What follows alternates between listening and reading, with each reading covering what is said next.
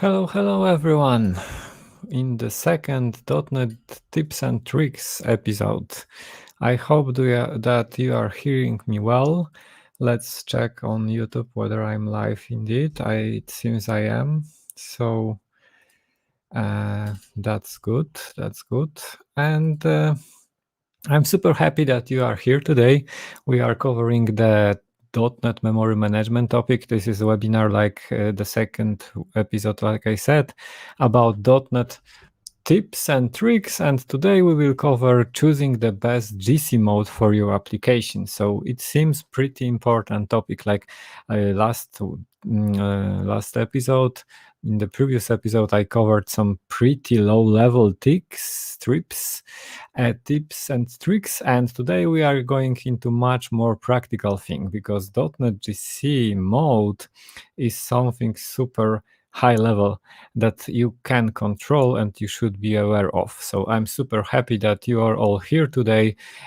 Just say hello from where you are and just be prepared to ask questions because I like questions. I mean, questions is kind of feedback that you are here and it is something that is being interesting for you. So let's continue then. .NET tips and tricks. Just one slide about me. I'm .NET related guy. Probably you know me, or if not, you can find me on Twitter. Or you can find my my blog, Too Slow Exception. You can also find me as a .NET part of the .NET initiative, and also as an author of a book that is about .NET memory management. And what's more important, even in the context of this webinar, is that we have opened a new pre-sale for the online course about .NET memory management. So if you are interested in that, just look around at this page, course.NET Memory Expert. It is for a practical knowledge for you about memory management. No theory, like there is some theory, but not so much. Everything that will be interesting from the everyday life .NET developer to make code more efficient and memory aware. And so just look around there. And then just another one super important remark what this series is about, because it is part of .NET GC and Tips and Tricks series, as I mentioned. So it is not about depth explanation of things. We had already .NET GC internals series of webinars. So if you are super interested in internals and how .NET GC is working, there is this playlist that you can look at. And this was about theory, and I thought, okay, so let's create something much more practical, and now we have it. So .NET Tips and Tricks is about practical stuff like debugging, diagnosing, measuring things, also about best practices related to performance and memory management in code from the C# perspective. I would like to see it as a interactive webinars, which probably should be around 1 hour, but I'm not limiting super strict here. We will see how long it will take. I will try to be not too long, like not at least no longer than 2 hours. We will see. Stay with me. And it will be in various levels in those tips and tricks series, from beginners to more advanced topics. I would like to see today's webinar as a kind of beginner level because it is for every .NET developer on the planet. I believe every .NET developer on the planet should be aware of the things that we will cover today. It is not a super magic low-level stuff covered today. Really basic things that may have tremendous influence on your app. You don't need to have a master degree in math or anything like that to understand all those things. They are super easy in the end, but also super important. So I'm super happy that you are here today online. Also, if you are watching this, because I really believe it is a practical thing that you will be able to use. So today's agenda sorry, consists of only single point choosing, and at the beginning understanding .NET GC modes, what they are, how you can choose between them, which ones you should choose, because it is not trivial answer in the end, as you will see. So this is all about it, GC modes. So if someone joined us today, hello, say hello again, and as always, say a few words about you, maybe even, or at least from where you are. Hello, Mauricio from Netherlands, Aaron from Germany. Hello, Piotr from Poland. I'm super happy to see you all today. Okay, so agenda.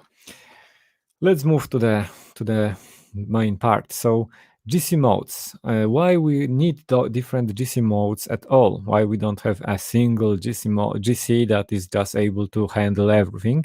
So in the end, it is not so trivial. Like there is this saying that jack of all trades is master of none. We have probably every country has its own version of this saying. In general, if something is for everything, it is probably not good at anything. So it is really hard to imagine that you have this single GC that is just able to handle everything and every possible scenarios, because your apps simply differ. So you have different workloads, different applications, different expectations, and it is simply not possible to write something that will handle all those possible scenarios that we would like to cover. Because when you look at the GC, you can look at it from various perspectives, from various points of view. So, for example, you can be very concerned about the overall memory overhead and its usage, or maybe CPU overhead and usage, or maybe about the pauses that this GC is introducing, or maybe about throughput, or maybe about tracking and diagnostics, or so on, so on. So we can have various expectations that we expect from the GC, and then we have this possibility to choose between them, and in the end it is called GC mode in case of .NET. Hello, Sebastian, and nice to see you. And hello from Dubai. Your name is pretty hard to spell for me, to pronounce for me, although I will not even try to spell it. So hello from Dubai also. Very nice to see someone from Dubai. So different expectations, and one of the most distinguishing factor when talking about the GC, maybe not the distinguishing factor, but measurement, we can call it like that, is the GC pause. The GC pause that is introduced by the GC algorithm. So it will be many applications will be concerned about it, and overall overhead that the GC introduces. So this is a graph taken from my book, by the way, and it describes in time two user threads. So we have here thread number 1 and 2, and a thread which is just a thread dedicated for the garbage collection. This is a kind of an abstract view how we can see the GC in overall, in not even in .NET, but in any runtime. And then obviously GC is not a magic, and it sometimes needs to postpone the application because it needs to get some information from the code. So when you have your threads that are executing your application, here we assume that we have two threads in our application. Sometimes the GC, because it needs to work, it will pause our user threads, the threads that are executing our code. So we will introduce pauses. And this pause time, which is here marked as a part of the thread time, which is just doing nothing, so we have those gaps here, is the pause time introduced by the GC. And obviously this is not something that we would like to see, because it is just pausing our application. So for example, if the user is clicking on our UI and reacts somehow on what we are doing, we out of the sudden pause our application, and then user will be also will notice that this application has stayed, that it is waiting for something. So the pause will be directly seen by the user. So reducing pause times for sure is something that we would like to have. And why? Because of that, many algorithms will be concerned about pause times.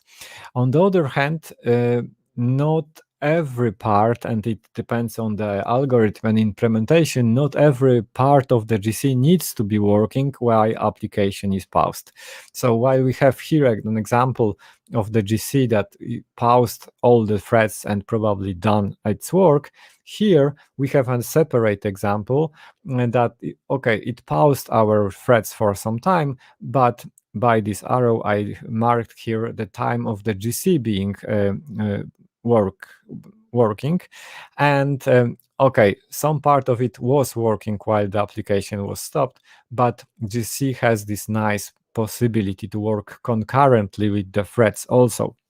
I covered a lot of implementation details, how it works internally, but it is not important in this particular webinar. We can just remember that, okay, there are concurrent versions of the GC that are able to run concurrently with the application, at least to some extent. Sometimes they also need to pause the application for some time, but mostly we can say they will work concurrently with the app, which is super nice, because now we can have our garbage collection running in background, doing its work, reclaiming memory while the application is working. So we have like both worlds, the best of both worlds, that application is running, and on the other hand, we are reclaiming memory.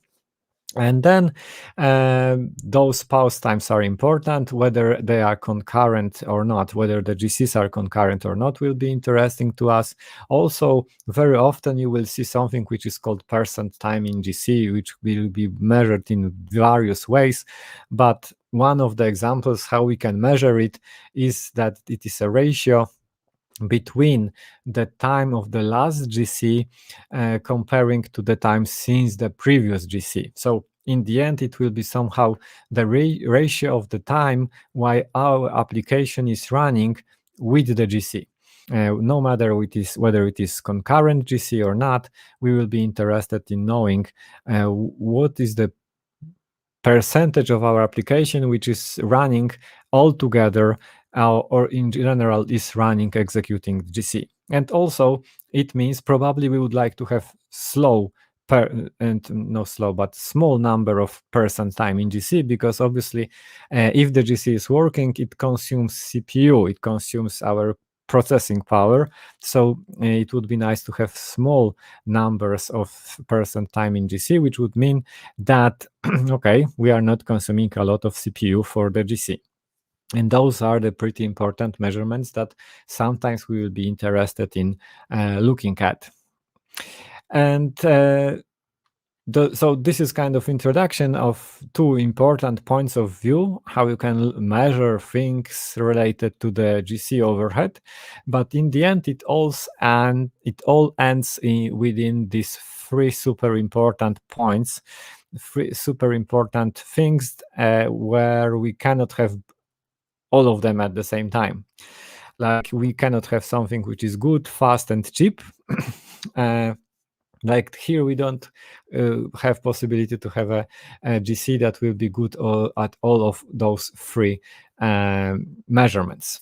Obviously, memory consumption is easy to grasp. Like the GC may be more or less aggressive in releasing memory, so there will be GCs that will be consuming more memory in the end, or there will be GCs that will release memory more aggressively, so the overall memory usage of the process will be smaller. So this is, okay, I hope pretty understandable.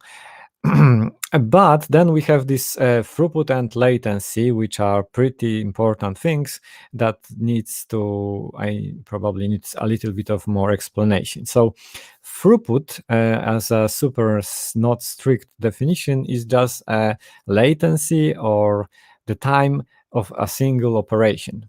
So we can call it latency. So how much, for example, a single HTTP request takes from the server perspective. So, for example, here I wrote this super advanced graph where we have 5 operations with the same latency, because every operation here takes the same time, or roughly the same time, as the box is of the same width. So we have 5 operations. Let's assume they are HTTP requests being processed by ASP.NET Core. So we have some latency, and we see that we are able to do 5 operations per second because of that. So we have some latency, and because of the latency, we are having some resulting throughput. In this case, it will be 5 operations per second. Easy. Obviously, we can increase throughput all the time. We can try to increase throughput by reducing latency. So the fastest the single operation takes, obviously we will fit more operations in the same amount of time. So we will increase throughput. So we will be able to somehow optimize our single request. Then out of a sudden, we will be able to fit 7 operations per second. So we will have now 7 operations per second throughput. And obviously, this is kind of optimization that is possible. Like, we will probably profile our application, find some bottlenecks, find when the CPU is wasting some time, and optimize things. So we will reduce the latency, and in the end, we will have better throughput. But also, the second approach, even a little bit easier to improve the throughput, is just not take a single latency and improve it, but just to parallelize things. So super sorry, nice approach for increasing throughput is just to parallelize things. So where we have a single CPU, for example, a single core executing our 5 operations, but if we incorporate a second core doing exactly the same request on its own, then out of a sudden, even not touching latency, we have much better throughput because we have doubled throughput. But now, obviously, we have this, not maybe a disadvantage, but characteristic of it is that we have increased resource consumptions, because now we use 2 cores, not 1. So now it is like a little bit more aggressive in terms of CPU usage. We have 2 cores being consumed. By the way, by in the end, we have increased throughput. And I hope you see that. And all around this, we can create various algorithms, including GC, and then will be simply different how they handle, for example, parallelization, and how they approach throughput, and so on, as you will see soon. So this is the kind of thing that we will be concerned about when designing GC. And as I said, there are super various points of views that we can look at when choosing GC. And if you have ever used Java and you were using JVM world in general, the JVM has various GCs available since many years. So people from Java world are really used to have various GCs possible. Like they have those 5 basic ones, but there are a lot of work is being done on the JVM world for introducing more and more GCs. So there is ZGC, there is Shenandoah GC, and so on. So people in the JVM world are pretty used to have these possibilities. Moreover, every of such GC has a lot of configuration flags, so they can not only change the GC that is used by their app, but also fine-tune them a lot by all those parameters.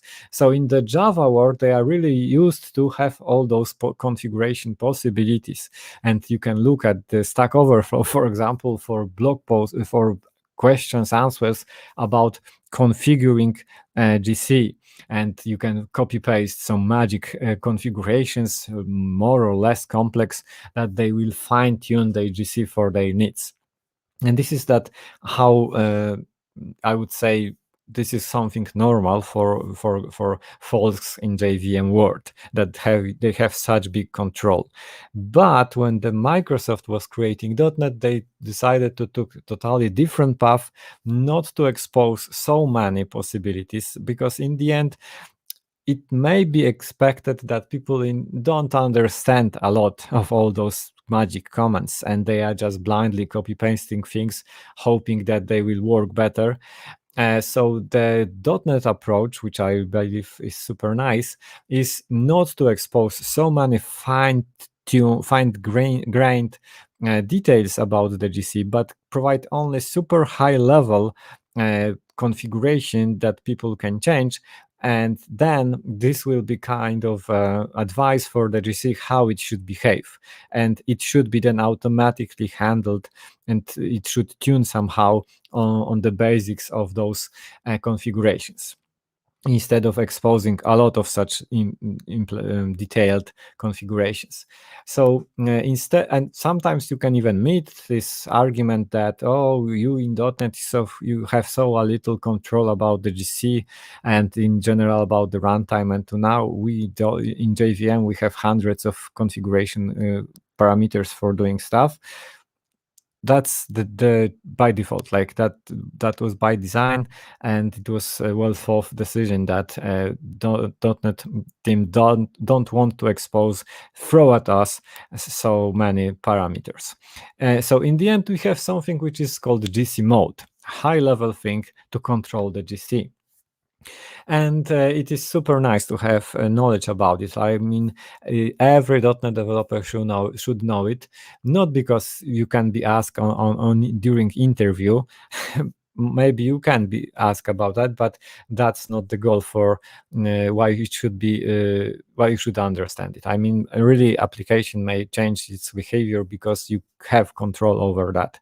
And the super first configuration consists of two modes, two configuration values. You can use Workstation GC or Server GC. We will be talking about Workstation mode and Server mode in case of .NET. So what are the differences? What's the difference between Workstation and the Server GC? So names are a little bit helping here, we can imagine, but let's make it a little bit more elaborate. So Workstation is designed for responsiveness, and that's all. Like we could stop at that moment, because it is created for interactive, mostly UI based applications. Interactive, which means the user is interacting with your app. It is clicking on something, it expects some feedback from the app, and because of that, the Workstation GC in general will be concerned about pauses. It is designed and tuned for introducing as short pauses as possible. Simply put, short pauses is the main goal for Workstation GC. On the other hand, also, because we assume it is for the UI-based applications like Outlook, Word, Spotify, Chrome, and so on, we have a lot of such applications running. We have a lot of desktop applications running at the same time, and it is normal and it is expected. So it tries to be a good citizen in the whole system, let's say, not to consume too many resources, because we expect a lot of different applications running on our server, on our computer. So then we don't want to starve them. We would be just consuming some resources, but not too many. And then what does it mean is that how we can approach that. For example, how we can achieve that. We can achieve it, for example, by making GC more frequently, because if we will happen to garbage collect more frequently, they will have less work to do. That's because no so many memory will be allocated in between GCs. So the pauses will be shorter because there will be less work to do. So this is nice approach and one of the consequences. And also it is kind of a little bit more aggressive because it will be reclaiming more memory more often. So in general, we will end with the lower memory usage. because we have more aggressive GC. And it is also nice from this perspective that it is trying to be a good citizen. So it is nice to reclaim memory more aggressively to not consume too much memory in the system. And the consequence is, like, from the implementation point of view, that there is single managed heap. So there is a single, let's say, part of the memory that is managed by the GC and the runtime in overall. And that's all. And there are, and at most one additional thread created for the GC, as we will see soon. So not so many resources. We create only single managed heap, which will be not so big, and then only at most one thread for doing that. So the work is here. We don't consume a lot of CPU and CPU cores. Also, segments and in general everything internally will be a little bit smaller, just because we want to have this memory under the control. And then we have server GC, which is exactly for something opposite, we can say. It is designed for simultaneous request-based processing. And then what's the most important is the throughput. We are not concerned about the pauses in the server GC because we are not clicking at anything. Someone asks our API, we have started processing HTTP. In the end, we respond with the HTTP response and result, but it is no one waits. Like, obviously it would be nice to have shorter pauses also, because it means that probably the single response time will be shorter, but in general the most important thing will be the resulting throughput. So pauses may be a little bit longer. What really matters here is the resulting throughput. And how we can achieve it. And additionally, we can benefit from the fact that server GC is thinking about the server applications. So you have a server, you host there an application, or maybe two applications, 3, at most 4, let's say, not so many, but we have this pretty powerful server that is hosting our web application. So then we can assume there are not so many other applications running on the same machine. So it will be on totally opposite, kind of give me all citizen in the system. It will try to utilize as many resources as possible to achieve this big throughput. And then it means, first of all, GCs will happen less frequently, to be opposite to the workstation approach, which means pauses probably will be longer a little bit, but maybe not in the end, because the second super important thing in the server GC is that we parallelize the thing. As I previously showed, you can increase throughput by parallelizing work. So, and now we assume that it is kind of give me all citizen, so we are not worried about utilizing, for example, all CPU cores in our system, because we assume we are the only owner of our machine, so we can utilize all CPU cores in our system. And because of that, we will result in the bigger throughput and obviously higher CPU usage, because we will start to use all the cores, so we will see bigger CPU consumption. And also higher memory usage, because if we are giving me all kind of citizen, we are not concerned so much about reclaiming memory so often. We can utilize at least, let's say, all the RAM, in fact, because we are the only citizen. So if we have RAM, let's consume it. So this will be those two super important differences that we have. And the difference is here that because we assume that we would like to use multiple cores, to really utilize multiple cores, it is wise to split the managed heap. And in the end, we will have multiple managed heap. Every CPU logical core will have its own dedicated managed heap, and it will reclaim memory from it. So then where this real parallelization work is happening, every CPU core is doing its work on its own managed heap. So in the end, we would be reclaiming memory in parallel, because every CPU core will be reclaiming memory of its own managed heap. So bigger CPU usage, all the CPU usage we can say, but thanks to this parallelization, we achieve bigger throughput. So this is the first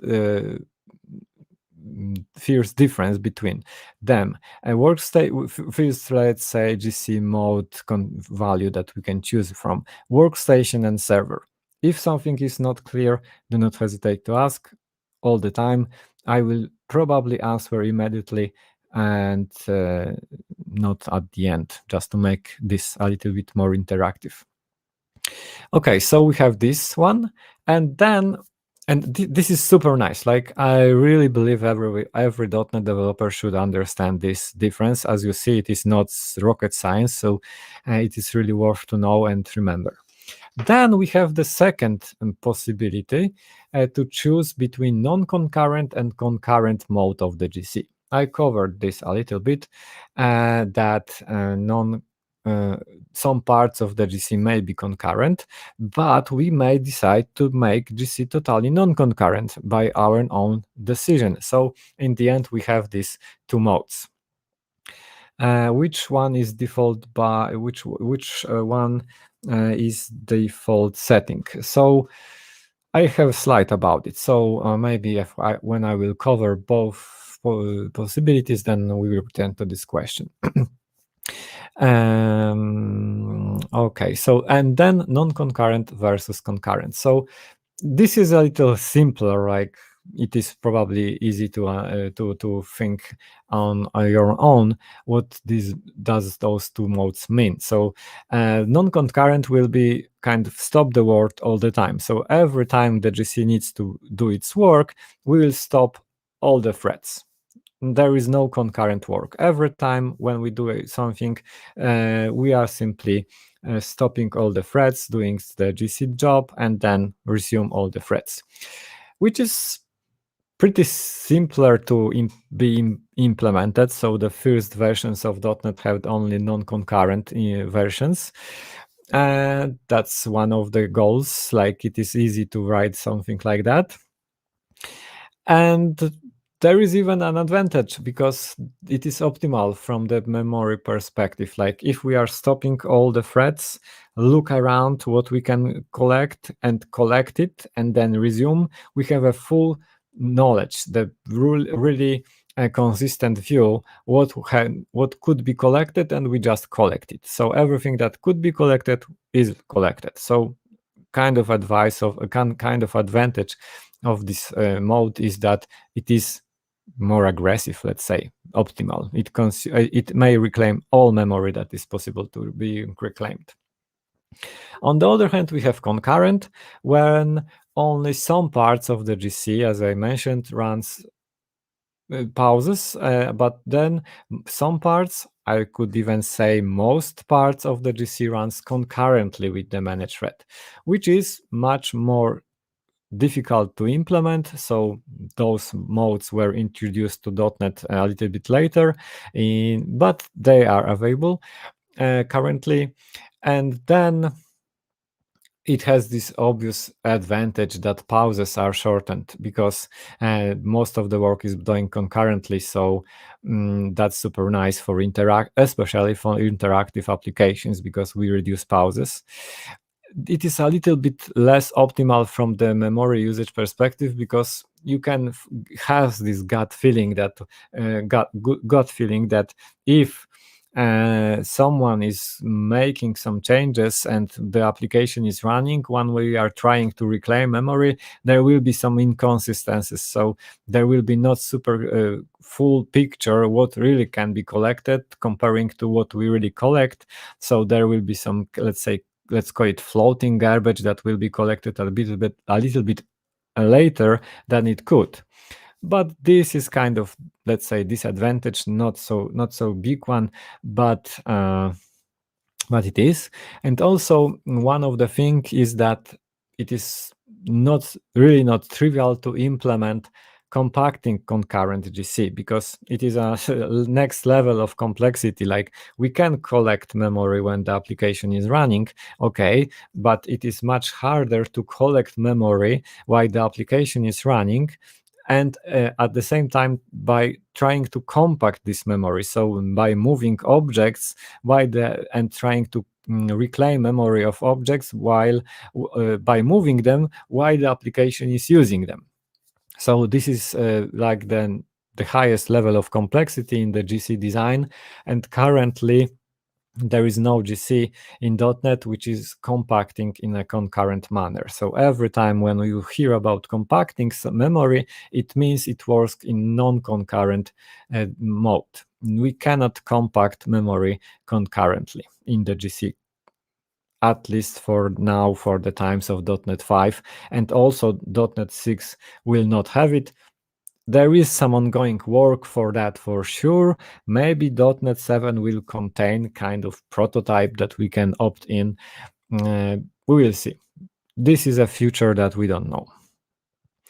Okay, so then we have those two possibilities, server versus workstation and concurrent versus non-concurrent. How we can configure it?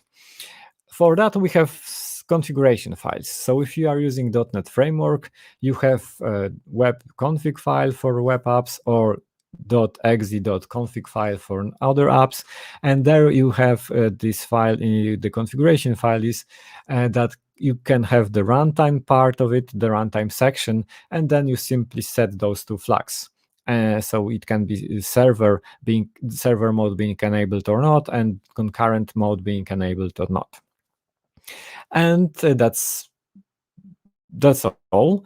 In case of .NET Core, obviously .NET Core is more modern, so it is using JSON instead of XML file, but the approach is exactly the same. So in your runtime config file, you can set it. The new flags are called like that. There is system.gc server, system.gc.concurrent, the same flags just being renamed. And this is in the file which is being deployed with your app. You obviously can change it also in the CS project file, and then those changes will be mapped to this file while the application is being compiled. You can find it in the documentation.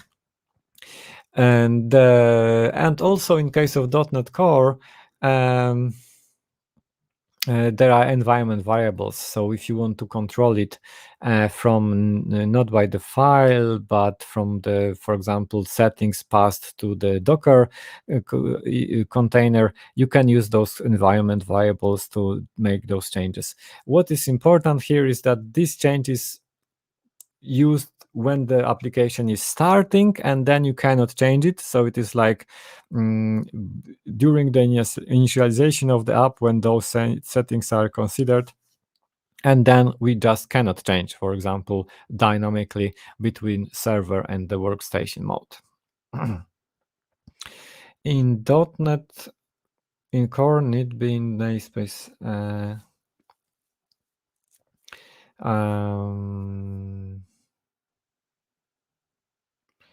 No, I'm not sure if I understand your question, David. So if you can rephrase it, it would be awesome.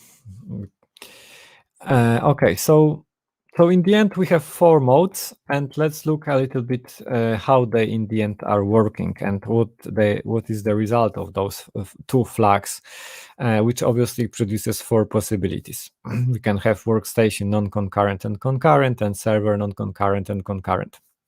So the simplest one is the workstation non-concurrent, the easiest one.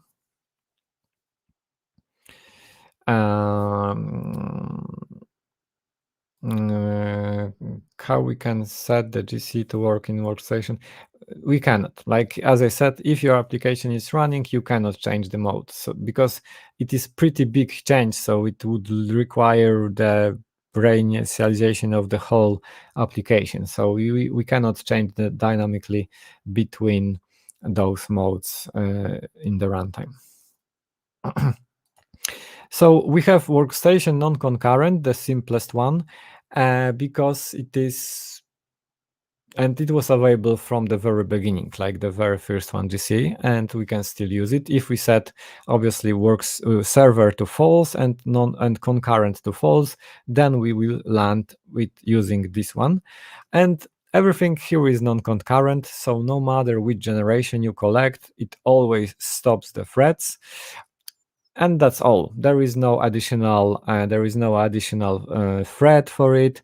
The thread that started to allocate something and trigger the GC will start to execute the code of the GC, and after the work is done, it will resume executing application code. So no overhead of handling any additional thread.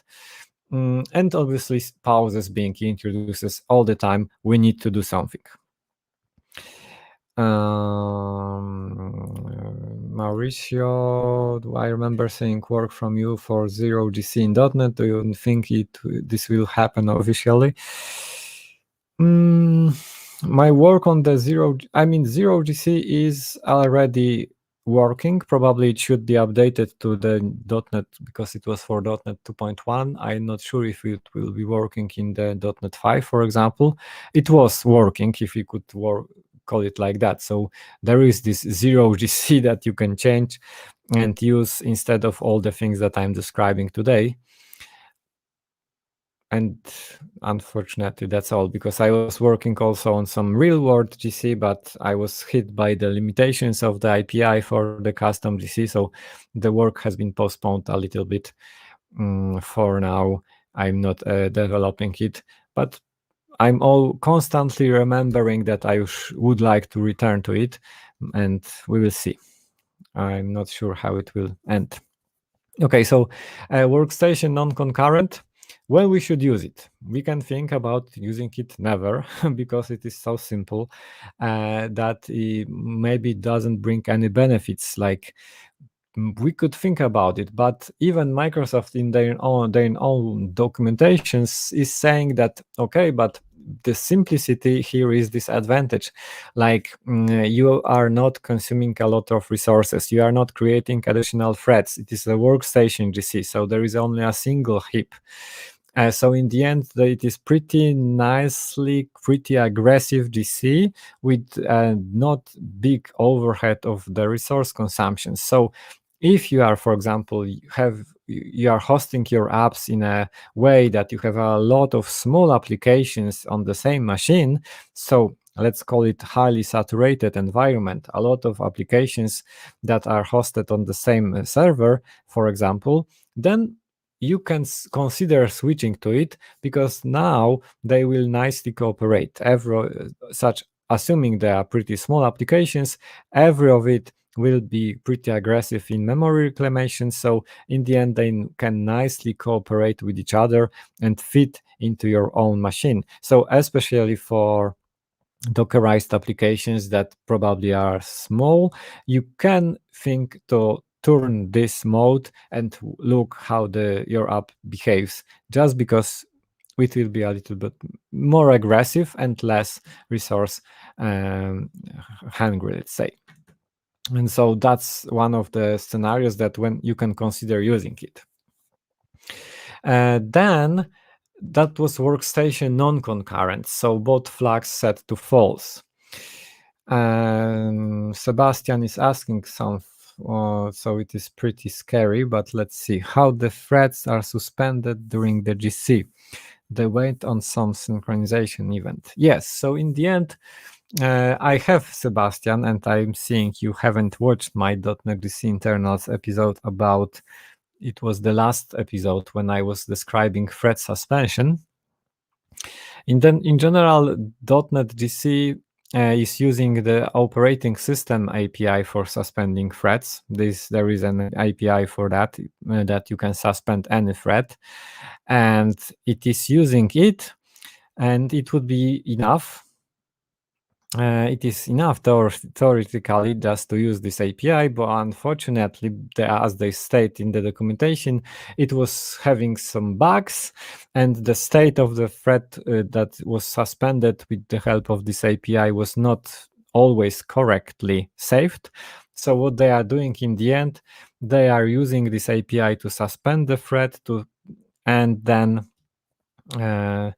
inject, let's say, a code that will save the context and inject locking on a synchronization event in the end. So it is like combination of it to make it happen. Okay, but this is not .NET internals, so let's move on. So we have both flags set to false, and that means that okay, so it was the simplest one.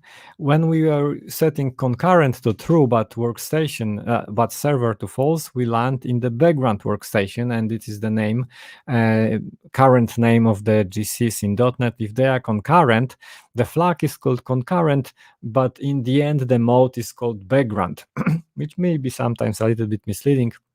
But we should treat this background as a synonym for concurrent simply. So we have background workstation.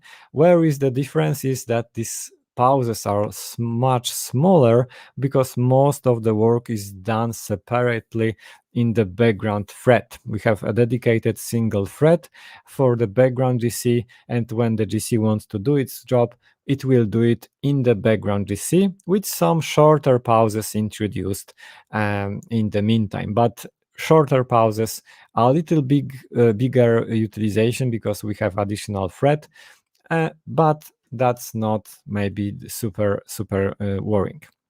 So most of the time GC will be concurrent. What we need to remember is that it means most of the time GC will not compact because, as I said, there is no compacting concurrent GC. So when most of the time we have concurrent GCs, it means most of the time we are not compacting memory.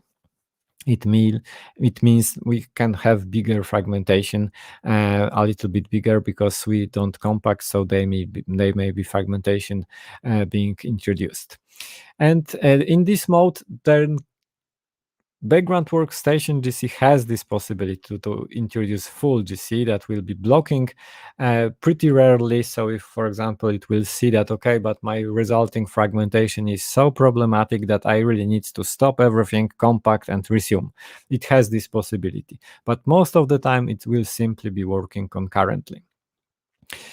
And a little bit of details which are not super important. What is important that it is the default for every non-web application. So it is default for console app, for desktop app. If you are creating WPF, Windows Forms app, console application, all those types of applications are working in this mode by default. If you don't set anything, this is default for them.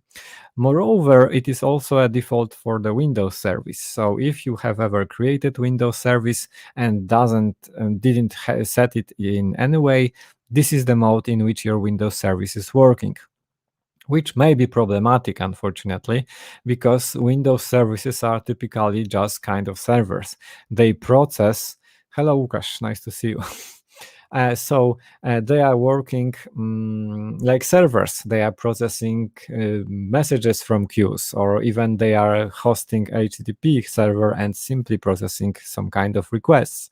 So typically they are really concerned about throughput. Obviously, Windows Service is not concerned about pauses. It is not interactive.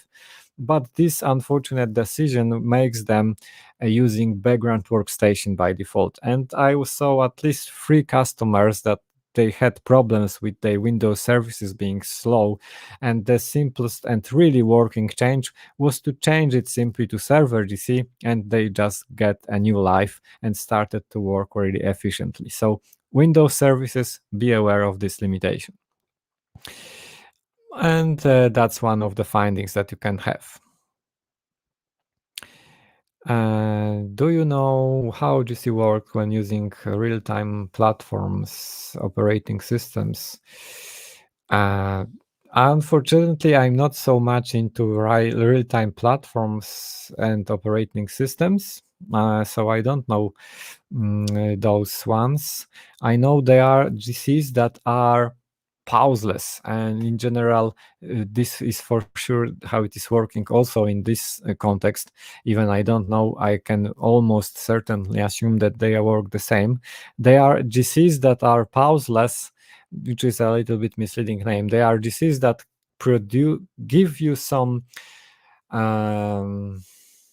they give you some kind of guarantee about the pause length. For example, that there will be no pause longer than 1 millisecond. So they are just kind of forcing GC to be no longer than a given amount of time, and this is all working on the basics of incremental work. They are just simply splitting, for example, managed heap to much smaller regions and incrementally collect those small regions. So it is all the work on the level of how much work you want to do at the same time. And all those like Shenandoah and Zero GC, ZGC, in case of and there was this the very first one, pauseless GC in the JVM was called from the Azul company. Azul company is now called C4. It is the same. It has kind of guarantee that by working incrementally, it does not introduce pauses bigger than a given amount of time. We don't have something like that in .NET yet. We will see. So this is the default for workstation thing. And then we have the server one. The server one is all about parallelization, as I said, utilizing as many cores as possible, by default as many cores as available on the machine. And then we split our work to those cores. So we will have, here we have an example of graph, assuming 2 logical cores on our machine. So we have 2 threads for GC needs. And there will be 2 managed heaps. And then, because it is non-concurrent, everything happens non-concurrently with the app, but we have this huge benefit that it happens in parallel. So in the end, like kind of paradox, the pauses also may be pretty short because the work is split into multiple work. So we have splitted our managed heap, and every thread now will be collecting part of it, its own part, its own managed heap in parallel.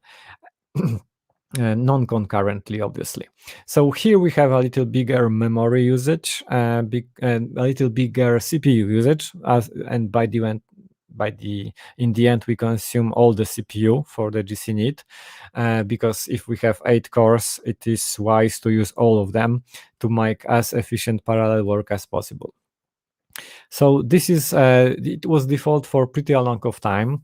Since .NET 4.5 we have only this server mode. We haven't server concurrent version. Since then we have it, but it was the default one for many years. And there was a little bit of problem because those pauses could be big, because as I said, also server GC assumes it can consume a lot of memory, so it was reclaiming memory less often. And then there was a lot of memory to be reclaimed. So even with this parallelization, those pauses could be big, especially for the full GC, which is just compacting all the memory. So if it was in gigabytes, those pauses could be pretty long. So that was a kind of problem of server non-concurrent version. But luckily, since the .NET 4.5, we have background server, which means concurrent server, which is the most sophisticated GC in .NET, which is just combining the concurrency with parallelization. So we have short pauses because most of the work is done in concurrent way. We have as many we have doubled number of threads.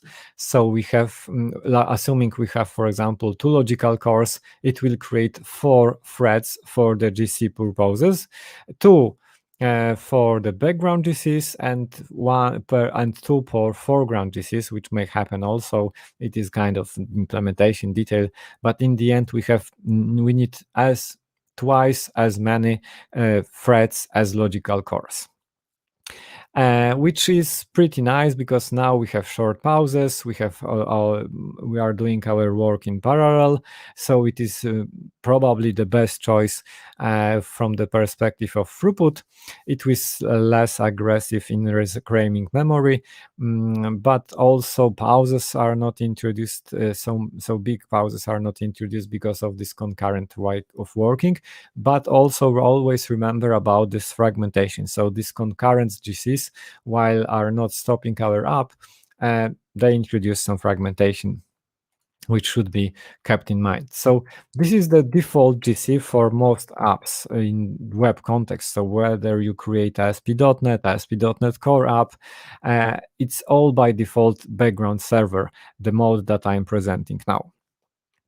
And this also can be true if you are using your app and you know that it is kind of single app in your case, that it is the main application for the client, like on kind of medical station or kiosk or anything like that, and it is just the one that should consume the PC in total and as much as possible, then it is worth to set this mode even for the UI clients, because then it will just consume your machine in an optimal way. It will use the old CPU cores, it will consume more memory, but in the end it will be just probably the one that will be optimally consuming your machine if it is kind of single app on your scenario. So you can consider setting it, like some apps is doing it by default. If you have ever used DenSpy, this is the case. DenSpy app is setting it to server GC, background server GC mode. So in the end, just as a kind, because I want to present you some important triptychs, how you can choose between. Now you know what are the choices, and those modes, obviously, from this high-level perspective, we can say that's all. Now we know those modes and what are the differences. Then there are some details, like for example, the mode of the GC influence, how big is the segment of the managed heap. We have here a table showing that, so it doesn't matter that you don't need to learn it to cite it from memory, but what we can see here is, for example, that Workstation GC creates pretty small segments, so blocks of memory, and for example, server, as I said, is much more aggressive in memory utilization, so it will create pretty big chunks of memory for its own purposes because it assumes it can. So we will see those differences here and there in memory consumption also. And then there is this allocation budget of every generation, which is super important thing, because in the end we trigger GC of a given generation when so-called allocation budget of a given generation has been exceeded. And then that's directly influence how often GC happens, because if the bigger allocation budget of a given generation, the less often, obviously, it will be violated, so the less often GC will be happening for this generation. And this is also directly consequence of the mode that we are using. So, for example, generation 0, which is the most important one, because it is the one when we allocate objects. So every allocation will happen there, at least for now, mostly. Every allocation of small object is happening there. So if we exceed this allocation budget for generation 0, then we will trigger GC. And this is a table showing you allocation budgets for generation 0. As you see, it depends on this combination of modes. What is standing out here clearly is, for example, that the background workstation GC has super small allocation budget, which means we assume that for workstation background GC, we will be triggering GCs really, really often, because it will be really often really easy to exceed these 6 megabytes of allocations in generation 0, which will trigger a Gen 0 GC. And then that's by purpose, because workstation background is so concerned about the length of pause that it will be really triggering those GCs many times, pretty often, which guarantees that there will be not so many work to do, and then the pauses will be shorter. On the other hand, we will see that the server will be always more willing to use more memory, so it will be harder to consume the whole allocation budget of generation 0 in case of server GC, for example. It is even more visible for generation 1, where in case of server, those allocation budgets have sizes of gigabytes, and then it will be really we need to allocate a lot of memory, and a lot of memory must be promoted to generation 1 to exceed the allocation budget of generation 1 in case of server GC, while, as you see, in case of workstation, those numbers are pretty small. So again, generation 1 will be triggered much more often because this limit is much smaller. So all this just triggers how often and how much work the the GC will have, and obviously in the end all this results in some measurements, like the resulting throughput of your app, resulting pauses being introduced, the memory consumption, CPU consumption, and so on and so on. And I will skip that because this is not so important, so sorry for that, but that's important, that those defaults are something that you really need to remember. So those are defaults that you will be using if you are not setting anything. But one of the I hope advices from this webinar is that you should always consider, maybe in my particular app, it is worth to consider to change it to something different. Change it from server to workstation, or maybe disable concurrency. I don't know. We really don't know, because it really depends on your particular application, its workload, and what this app is doing. So the main advice is measure. Like, I don't know which mode is the best for you, and you probably also don't know yet. The only way to have an answer is to measure difference. Change the GC to a different mode, measure it, change to a different, measure the difference, and you will have an answer for which GC you should be, in which GC you should be interested. So yes, so now a little bit of demo, because it is how you can measure it, because I said, okay, you can change. So you can change, we know that you can change it in JSON, for example, for .NET Core App, but in the end, how to measure those difference. And I will just show you a short demo, and to not make this webinar too long. So I created super simple app that contains a lot of problems, but in the end, it is just an app for processing templates for emails. So nothing super high level, low level. It's not game engine. It's not, rocket science. It is regular business application for sending spam, simply, for example. And we have our, maybe let's phrase it better, business mails. And then we have some template. I have big template, and it is templates reassembling liquid language. So every such a thing may be replaced by some data. I have as far as I remember, I have some super sample example that is just lorem ipsum with some text to make it bigger. And I have big template, which is something like, let's see, big template is 6 kilobytes.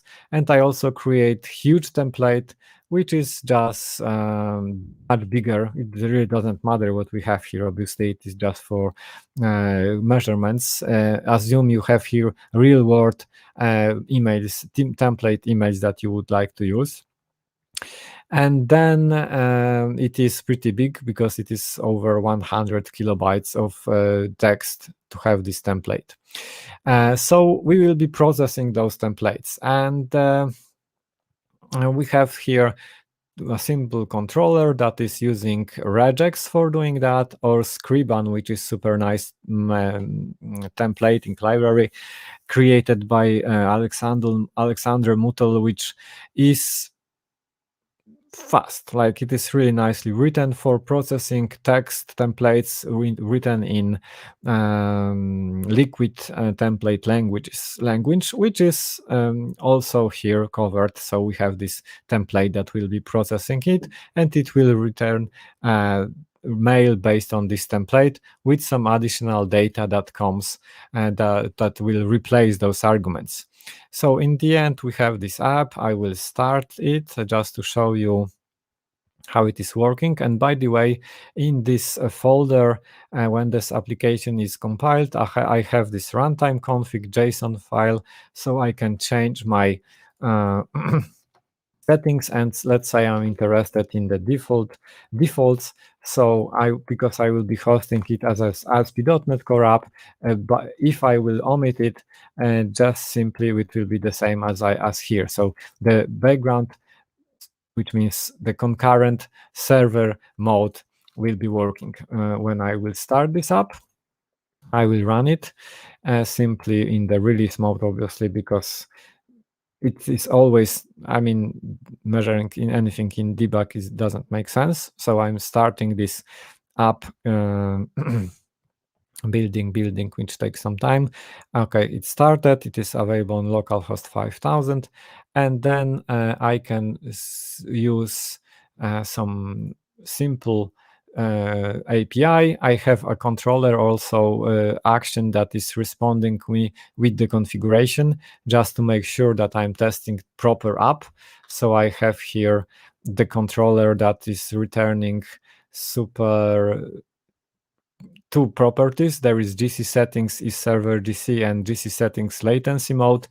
Latency mode is a little bit different topic, but it happens that latency mode for Workstation GC is called interactive, and it means something is wrong, because it should be I mean, should be interactive, right?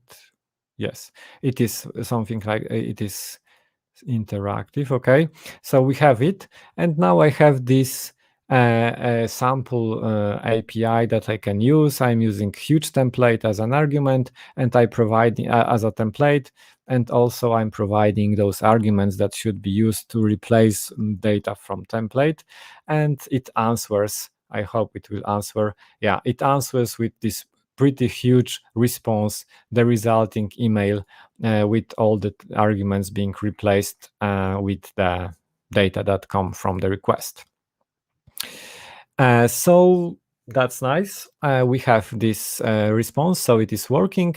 And now let's check how this application behaves under various GC modes. And because I don't have so many time, I will not do all the possible measurements, but I will show you how you can do single measurements. So the very first thing is that to make any noticeable measurement, you need to put some pressure on this app, obviously, because it is not enough to make a single shot and then compare, because obviously it is not something that will put any pressure on the GC and the overall application. So we need to load test it, and load testing is just another topic for a few series of webinars, but let's assume we know something about load testing, and using Apache JMeter as probably still one of the best tools for load testing.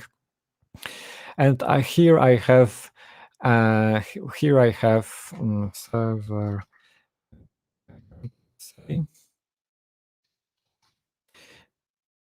I prepared some load test. I have a single HTTP sampler, HTTP request sample that sends exactly the same HTTP request as I showed you previously from the Visual Studio Code. And I can test it even, but I will probably not do that. Maybe I will. So I can run this load test for a second. Let's say whether it is correct. And as we see, the server started to respond with all those responses. So it works. Like we have load test, it will be working, and it will respond with correct response. Probably to validate the response, we should also add here kind of validator, whether the responses are correct or not. But for our simplified purposes, it is enough for us to know that we will load testing this API and we will see the results. And then what we can do is, okay, so we have prepared the load test. I can run it, and here in the summary report I will see things like the resulting throughput, and it is like 300 of requests per second. I see the average response time, so it is working. I can have also graphs for that, so I see how it behaves in time. So I have response time in over time here, presenting whether it is stable or not. Pretty nice. So this is a view from the client, which is super important for me because for sure I want to measure the resulting throughput and also the resulting average, like say, response times that this site is giving. I will stop this for a moment, and this is okay. Like, it's nice to see, and let's just make sure everything is set up. So I will look at this file once again. We are in .NET Mailer API Runtime Config. It is server GC, which is concurrent. Okay. And then, so it was okay. It was here okay. I will restart it, not just to clean things up. So let's start it once again. .NET Run release.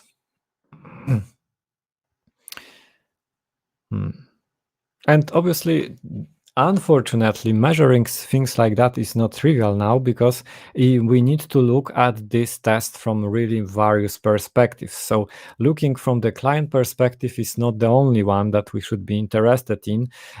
We need also to measure the CPU usage. We need to measure how the GC is behaving, or are the pause times introduced, and so on and so on. So it is pretty manual work currently. There is no good tool for automating these things, although you can always script everything, like you can script JMeter and other stuff, but there is no nice UI-based application that you will be able to use the same approach. But okay, so now we have server background with this particular template, and I will do some measurement which is, let's say, for 10,000, let's say 5,000 samples. Let's wait a few seconds. 5,000 samples. There are no errors. That's nice. We have some resulting throughput. 5,000 have passed. Okay, 6,000 samples. It will be our first approach. And then okay, let's change it to workstation then. So I will just change the name here to have same data on with the same table. Now I need to stop the application, change the mode to the workstation. So change this file and set server to false.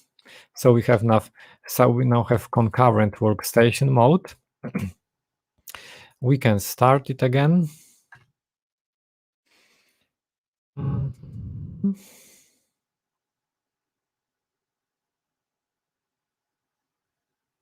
Unfortunately, I see I'm having totally different results than done without Zoom. Not Zoom, but StreamYard in the background. It is pretty resource-consuming streaming platform, so it influence results tremendously. But we will see whether the difference will be the same as I am expecting. Okay, so obviously don't load test anything while you have streaming in background, but I don't have a choice now. And then workstation background, summary report. It is working. Let's make sure it answers as expected. So it is now interactive concurrent workstation. It is okay, works concurrent workstation. Okay, let's make just a simple request to warm it up. Okay, and now load testing it, and we will see what is the result. And now we see, luckily, the difference is noticeable. So we have smaller throughput. We have 3 times smaller throughput. So it is kind of confirmation that, okay, indeed, this mode gives us for sure something, but from perspective of the throughput and even from the response time, it is just much worse, much worse solution. I will stop it for, okay, probably it is enough to stop it for 4,000 samples. So we have the resulting throughput as something like that. Okay, that's one thing. And as you see, you can test 4 modes like that, and you have pretty nice results. Obviously, load testing and preparing a good load test is a different story, like how to prepare data, how to make it a kind of representative set of data from production, to not be too artificial and to not have things cached too much, but just to reassemble the real production traffic. So that's the different story. But you can, at least it is probably possible to prepare something and to have a nice load test for your app. So that's one of the part of the story. And now we need a lot of notifications. And then we need to look at it from the GC perspective, from the how the GC in the end behaves. What are the results from, for example, memory usage? In case of .NET Framework apps, we would be on this nice position that we have performance counters. They were super nice for measuring GC. We could add performance count. We were running performance monitor, adding performance counters for memory, and we could easily observe the GC behavior from memory usage perspective. There was percent time in GC, but for example, there was no introduced paused counter. So it was, even performance counters were not perfect. So what we can do, and my advice for you, is to use Purview, because it is the best tool for making good, really comprehensive GC measurements without overhead. And how we can measure the GC for doing that, we will just make yet one more change, and we will now measure non-concurrent and workstation DC. So the simplest one, non-concurrent workstation DC. We will run it. Let's run our application, and let's check. Let's wait a second. Let's.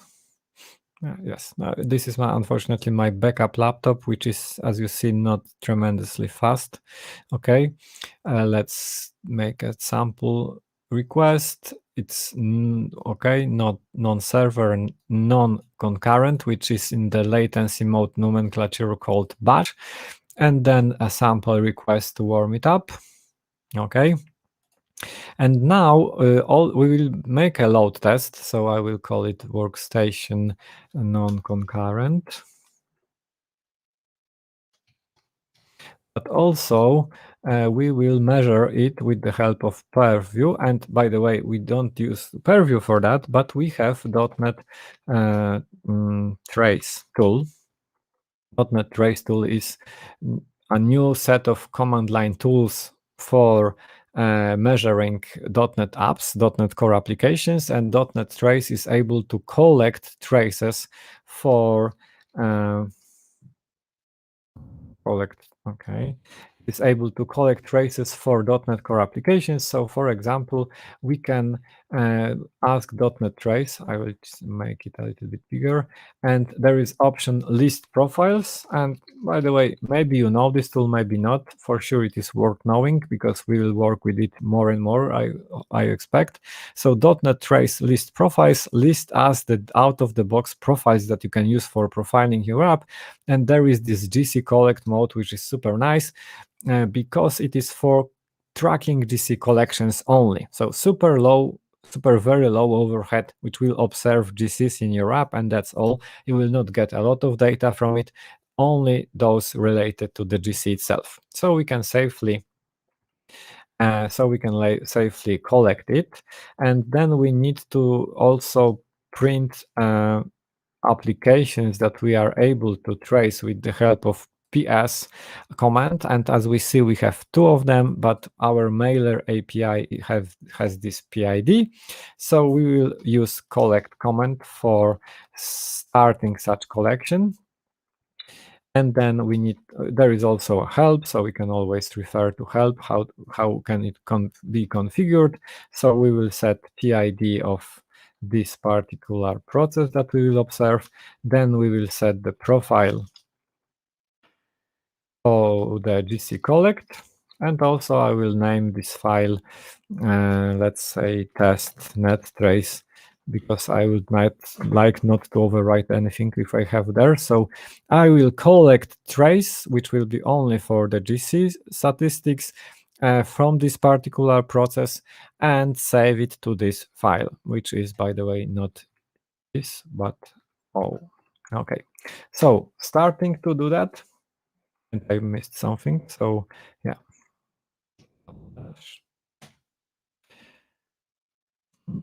So I've started collecting it. Nothing is hitting my app, so there is almost no, there is no data store being saved.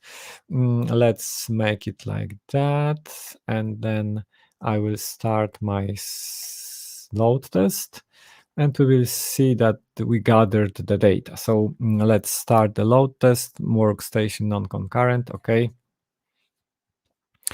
And it's working. As we see, it is gathering data, so in the end, the collection is happening, the overhead is really low. What may be surprising is the resulting throughput, which is pretty nice, even better than the previous one.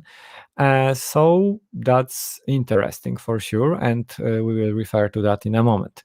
But what is important that we gather those statistics. So now we can stop our load test. We can stop collecting the session.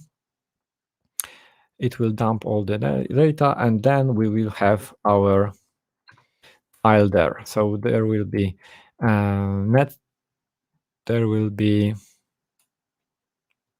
test net trace somewhere here. I will not look it for that in the console, but I will just open it in my beloved purview, which, as we all know, sometimes doesn't work. So we will see in a moment. So yeah, there is test.net trace file, which is the one just produced. When we double click it, and then the only report that we have in the end is the GC stats report.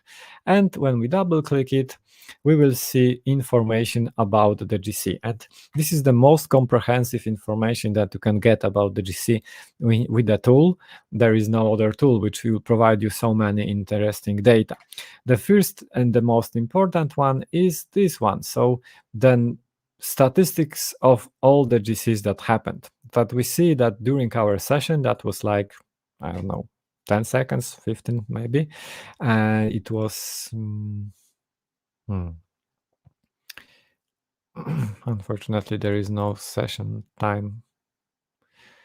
Yeah, but in the end, it was like 10, 15 seconds. And we see that 132 GCs happened during this time. And there is also information that the maximum pause introduced was in this number of milliseconds. Maximum memory usage was this number of megabytes.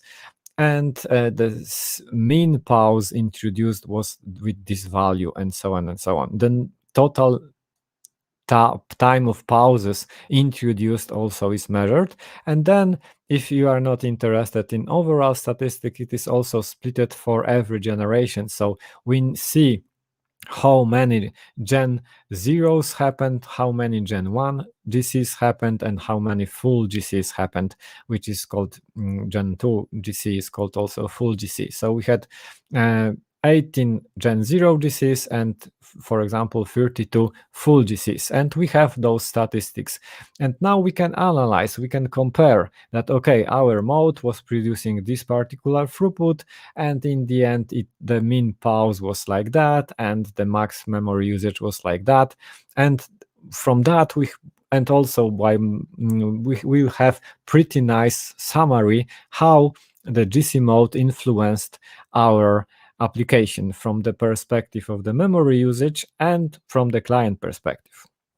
And there are also, while we are here in this GC stat report, there is, for example, a table for every GC that happened, and then a lot of data that you can analyze, like what was the reason of this GC, what was the time that this particular GC introduced the pause, what was the length of this pause, what was the size of every generation, what was the fragmentation of every generation, a lot of data.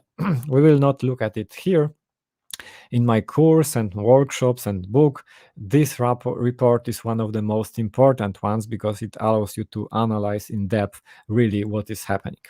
But okay, so now you know and have in hands all the tools, like you can use JMeter or any load test for making measurements, like making load test, and then you use GC stats report produced by the, for example, .NET Trace tool to analyze it from the GC perspective, and then you have the overall picture.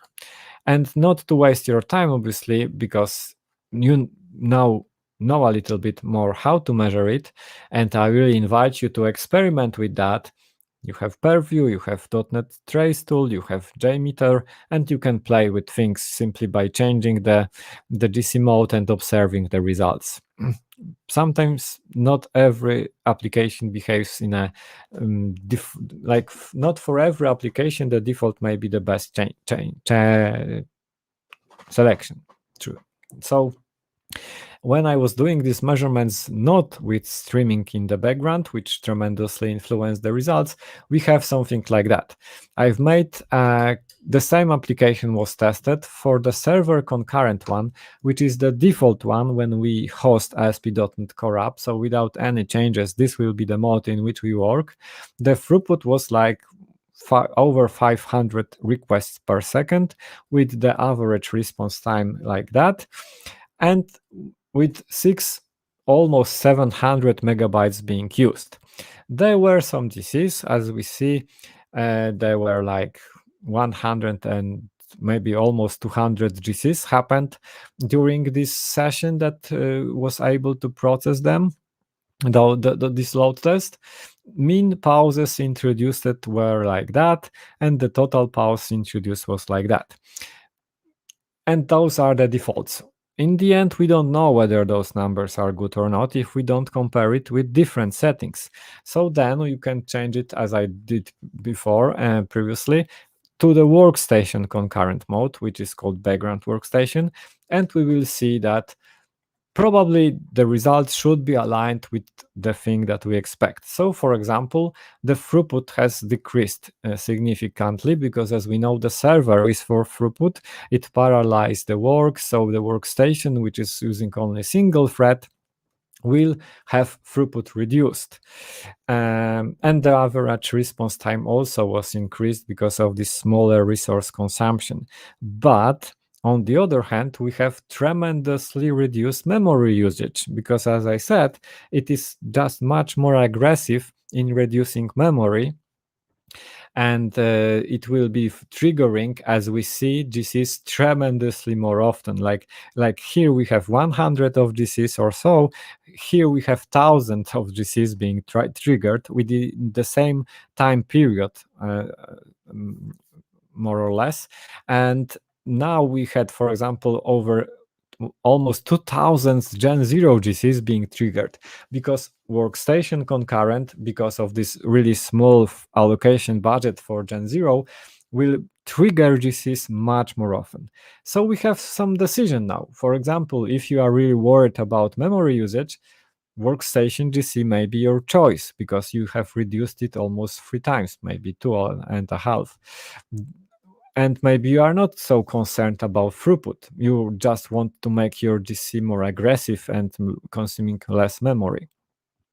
Pauses were reduced, obviously, because Workstation GC isn't interested about pauses. And we have total pause, which is huge because not the single GC's pause is small. It is small, but we have done so many that in the end, the total pause introduced by GCs is pretty big. But that's now we have this decision: memory usage versus throughput, moreover, versus CPU usage, because Unfortunately, I didn't measure that, but server GC uses all the cores and consumes a lot more memory, and consumes a lot more CPU, and Workstation is using only single thread, so the CPU overhead usage will be also significantly smaller. So it is now your decision which one you would like to use.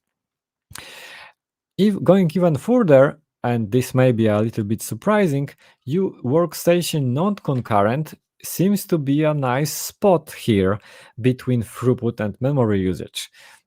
For this particular application, it seems the best choice because we have really good throughput, like on par with the throughput of server GC, and the average response times also.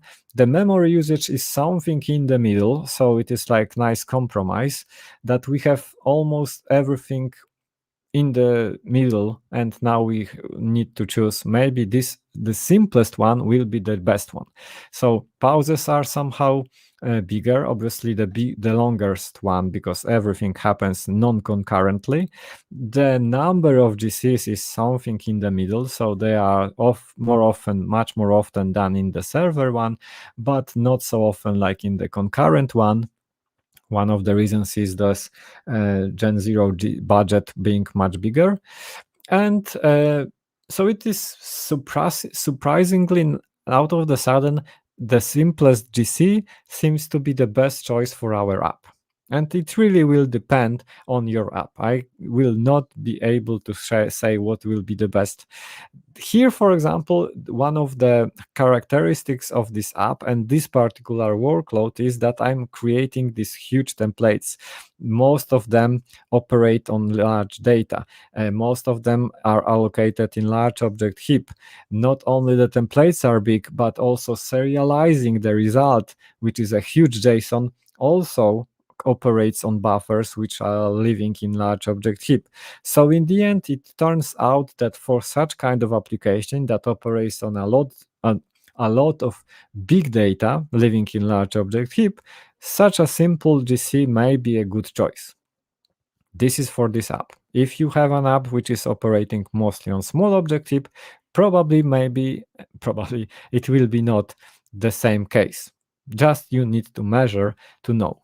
But this is just to show you that it may really influence your app and the results in some real numbers.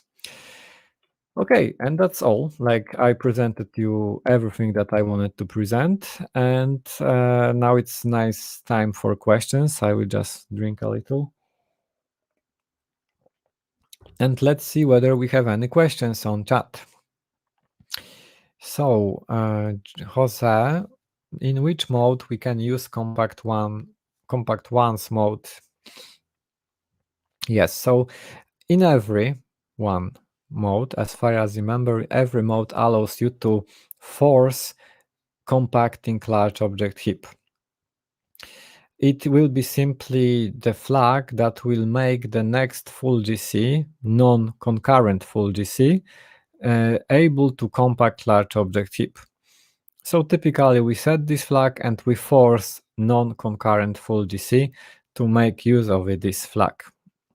And when it is recommended. So every time you have problem with fragmentation in large object heap, so you allocate a lot of objects there with various sizes, and large object heap by default is not compacted, so you can have in fragmentation there because of that. And then you need to think whether compacting large object heap from time to time may be way of solving this problem, for sure. Or you can think about how and why you allocate so many data with various sizes there.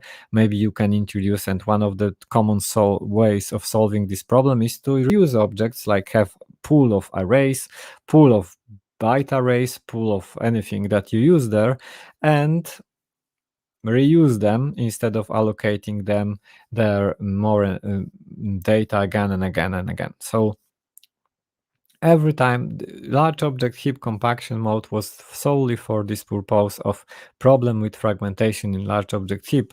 If you are measuring it, and you can do that with Purview, you will see, and here, for example, I have statistics for the server concurrent mode. And this GCE, this table will show you fragmentation of large object heap, for example. So here we have this column, which is showing you that the fragmentation is like 70%, or around 70%, which is pretty big one. But in the end, it is like 500 megabytes. So and that's one of the results of heavily using large object heap, and then objects are dying there. So there is empty space. Then we reuse this space. So this fragmentation is happening there. If it is not severe for you, so the memory doesn't grow to gigabytes in time, GC will reuse this fragmentation, so you don't need to be super worried about it. But if you see that you have this not under your control and your GC is the large object heap size is growing in time, then it's probably time for thinking about compacting from time to time. That was pretty long answer for this question. Jose, I hope I answered it. Pavlin, which GC mode would be the best choice for an application dealing mainly with reading files? So it really, this is exactly the kind of answer that cannot be, question that cannot be answered without measuring. Like, it really depends on the workload, what are the sizes of those files, how many files are there at the same time in memory. And for me, it sounds like kind of server app, because probably it is not that is used by the user and it is not interactive. So probably we will be interested in one of the server modes, because the throughput will be the most interesting. But again, remember that you may have some limitations, and for example, you will be mostly concerned about memory usage, and then you will not like to use server GC because it will be growing in memory much faster. And as you even see here, you can reduce memory usage by 2 or 3 just by changing the GC mode. So it really depends on you whether you are concerned about latency, so single file processing time, memory usage, or maybe overall throughput. That needs to be simply measured. Sorry, I will not give you any definite answer on that. Okay, do we have any more questions then? I hope that I've showed you a little bit of it, that it is, as you see, no rocket science. There are some simple differences between those modes. And there are no definitive answers, fortunately. So you always need to measure to have this idea which is the best. And when measuring, always remember to be as close to the production workload as possible. So there may be kind of problem how to prepare load test that is really doing the stuff that is then happening on the production, how to feed it with proper data. If you can load test production, that's super nice. It's sometimes possible, but always be super careful with that, because it is kind of easy to kill your production sometimes with not being careful enough. So that's all. If you don't have any more questions, I will just slowly end it for today. I hope you will find it interesting, and we will see what the next episode will cover. It will be around 2-3 weeks from now. Just look at the .NETOS channel or maybe on Twitter. Look for the content. And by the way, just having one more second, there is this quiz that I prepared. So regardless the course that is happening, there is also this online quiz for checking your knowledge about .NET GC. So if you would like to make it and check what do you know about .NET memory, and it happened you haven't done this quiz yet, I'm strongly inviting you to do that. So just to kind of check your knowledge and on which level you are, what do you know, or maybe you know everything, or maybe you know a lot, or maybe a little. So quiz.net memory expert, and please take it just as a kind of exercise. So that's really all. I need to end because sometimes things needs to end. See you next time somewhere in the internet. Have a nice evening, morning, work, depending where you are now, and see you in some other activities. Have a nice GC modes changes. Bye.